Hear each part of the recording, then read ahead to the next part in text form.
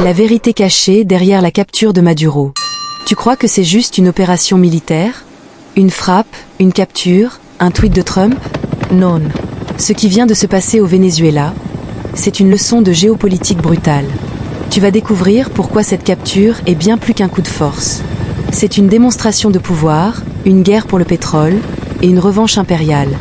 Le décor, un président sous tension. Nicolás Maduro, au pouvoir depuis 2013, successeur de Hugo Chavez.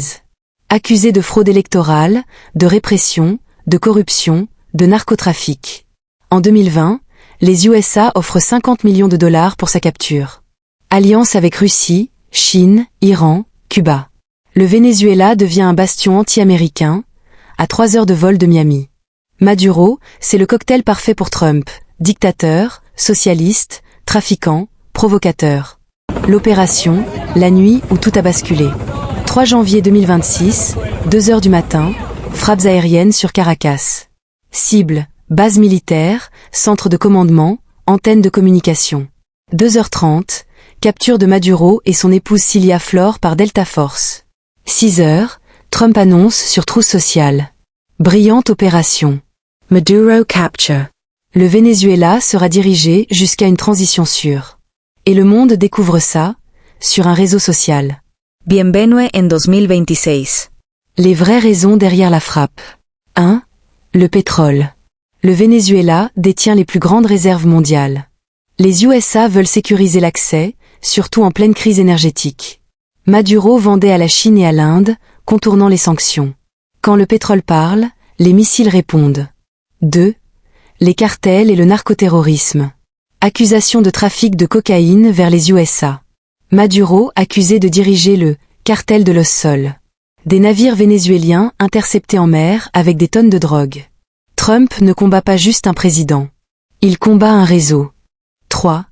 La conquête de l'Amérique latine. Stratégie de reconquête, affaiblir l'axe anti-USA. Après Cuba, Nicaragua, Bolivie, le Venezuela est la pièce maîtresse. Objectif, installer un gouvernement pro-américain. Ce n'est pas une guerre. C'est un reset géopolitique. 4. Les alliés et les pressions. Le Brésil, la Colombie, le Mexique restent silencieux. L'Union européenne appelle à la désescalade. La Russie menace, mais ne bouge pas. La Chine condamne, mais reste prudente. Quand Trump frappe, même les grandes puissances hésitent à répondre. Ce que Trump reproche à Maduro. Dictature, élections truquées, opposition emprisonnée. Terrorisme, lien avec Hezbollah, Iran, cartel. Fraude électorale, refus de reconnaître Juan Guaidó. Menace directe, trafic de drogue vers le territoire américain. Pour Trump, Maduro n'est pas un président. C'est un criminel international. Et maintenant, Maduro jugé à New York pour narcoterrorisme. Le Venezuela sous contrôle américain jusqu'à transition sûre. Juan Guaidó revient en héros. Le pays est divisé, joie, colère, chaos. Quand on retire la tête d'un régime, on ne sait jamais ce qui repousse. Ce que cette capture révèle vraiment. Les USA n'ont jamais quitté l'Amérique latine. Le pétrole reste une arme géopolitique. Les réseaux criminels sont devenus des cibles militaires. Les réseaux sociaux sont devenus des canaux diplomatiques. Ce n'est pas juste une capture. C'est une démonstration. Et le monde entier regarde. Tu veux comprendre ce qui se joue derrière les frappes, les tweets et les discours?